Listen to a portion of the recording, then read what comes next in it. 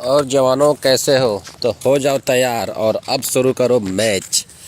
देखो आपके सामने बहुत सारी चुनौतियां आने वाली हैं। आने वाले टाइम में आप देख ही रहे होंगे कि गोल्ड दुनिया जो है कैसे चेंज हो रही है। अगर आपको थोड़ा बहुत भी जियो पॉलिटिक्स के बारे में नॉलेज है तो आप समझ सकते हो कि अब जो है दुनिया जो आज से 5 साल पहले थी और जो आज से 5 साल बाद आने वाली है वो पूरा का पूरा अलग होने वाली है। एक टाइम पे गोल्ड की अगर हम देखें रिटर्न कि अगर लोग गोल्ड को उतना ही प्यार करते थे जितना अभी करते हैं, लेकिन अगर उसका रिटर्न देखते थे तो उतना नहीं रहता था। मैक्सिमम 8%, 9%, 10% ही रहता था। लेकिन आज के टाइम में देख लो, हर दिन 5-10% भाग रहा है। समझ रहे हो ना? 5 साल में गोल्ड 5 गुना हो गया है, वहीं पे सिल्वर 7-8 गुना हो गया है। तो यहाँ पे देखो कैसे चेंज हो रहा है। वहीं पे अगर हम स्टॉक मार्केट के बारे में बात करें तो मार्केट देखो कैसे कैसे क्रैश होते जा रहा है। दिन पे दिन हर दिन एक नई लोअर सर्किट मार रहा है। वहीं पे अगर गोल्ड का देखें तो हर दिन एक अपर सर्किट मार रहा है। कहने का मतलब ये कि गोल्ड अच्छा खासा मुनाफा दे रहा है और वहीं पे मार्केट अच्छा खासा लॉस कर रहा है। हर दिन लाखों करोड़ रुपया लोगों का नुकसान हो जा रहा है, हज़ारों करोड़ रुपया लोगों का ऑल इंडिया नुकसान हो जा रहा है। तो ऐसे में आपको क्या करना चाहिए, क्या नहीं करना चाहिए? अगर आपके मन में कुछ सजेशंस हो, डाउट्स हो तो आप कमेंट करना, ठीक है? कि ऐसे में क्या करना चाहिए, आपके हिसाब से क्या करना चाहिए। देखो मैं तो बताने वाला हूँ 5-6 रूल ऐसे बताने वाला हूँ जिससे आपको समझ में आ जाएगा कि एक्चुअल में क्या करना चाहिए। सबसे पहले तो ये ध्यान में रखो कि मार्केट क्रैश क्यों हो रहा है और गोल्ड क्यों भाग रहा है, ठीक है? इसको अगर समझ गए तो आपको आधा प्रॉब्लम सॉल्व हो जाएगा। ओके। दूसरा, सबसे पहले ये जान लो कि अगर भीड़ जिस जगह पे जाती है उस जगह पे आपको नहीं जाना है। तो आज के टाइम में सारा का सारा भीड़ 80 से 90% लोग मार्केट को छोड़ रहे हैं और गोल्ड और सिल्वर में जा रहे हैं।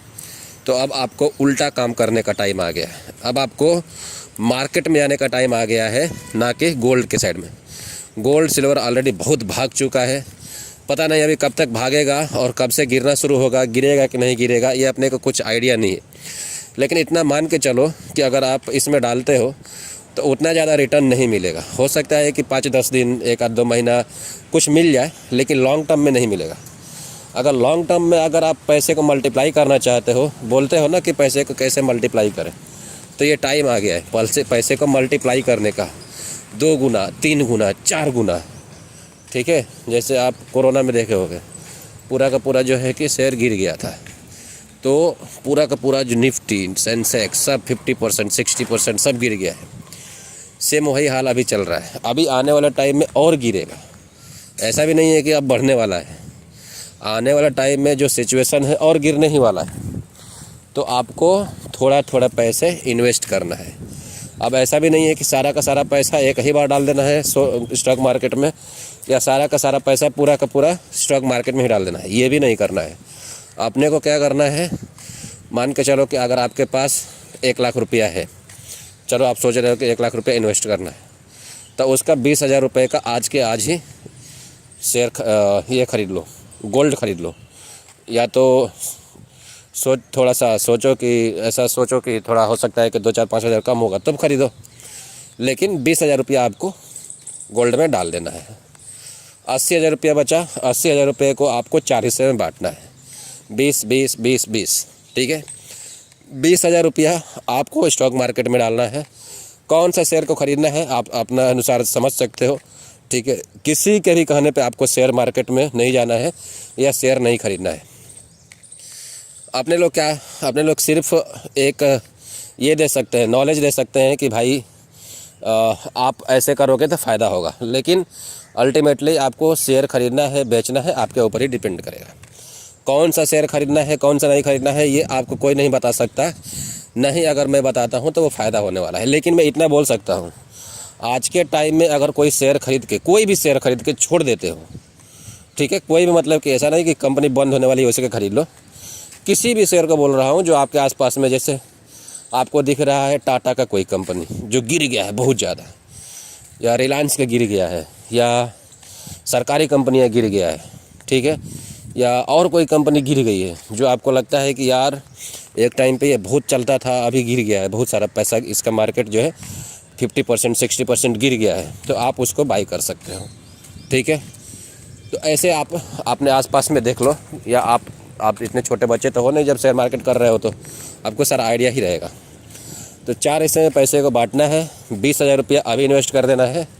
20,000 रुपया आपको आने वाले टाइम में इन्वेस्ट करना है जब मार्केट और थोड़ा गिरे तो। ठीक है, उसके बाद मार्केट और क्रैश होता है। अब मार्केट कब क्रैश होगा कब नहीं होगा या इसके ऊपर चला जाएगा कुछ आइडिया नहीं है, इसलिए अपने को एक तो पैसा थोड़ा डालना भी है और पैसा होल्ड करके भी रखना है। अभी आने वाले टाइम में हो सकता है कि इजराइल ईरान पे हमला कर दे, अमेरिका ईरान पे हमला कर दे, या अमेरिका वेनेजुएला पे हमला कर दे, या चाइना ताइवान पे हमला कर दे। ठीक है, कुछ आइडिया नहीं है, और अगर ये सब चीज़ें होंगी तो मार्केट क्रैश करेगा, मार्केट नीचे जाएगा। ठीक है, अगर ये सब चीज़ें नहीं होंगी तो मार्केट ऊपर जाएगा। लेकिन आज के टाइम में जो चल रहा है उससे यही लग रहा है कि ये सब चीज़ें होने का संभावना ज़्यादा है, इसलिए पैसा थोड़ा बचा के रखो। जब मार्केट क्रैश होगा तो उस टाइम में काम आएगा। जो नौकरी करने वाले लोग हैं उनके लिए महीने महीने थोड़ा थोड़ा रुपया डालते रहो। शेयर में डालना है शेयर में डालो, म्यूचुअल फंड में डालना है म्यूचुअल फंड में डालो, कहीं भी डालो, लेकिन डालते रहो। गोल्ड में भी डालो, शेयर में भी डालो। ठीक है, तो ये था एक मोटा मोटी आइडिया जहाँ से आप पैसे को मल्टीप्लाई कर सकते हो आने वाले 1 से 2 साल 3 साल 4 साल में।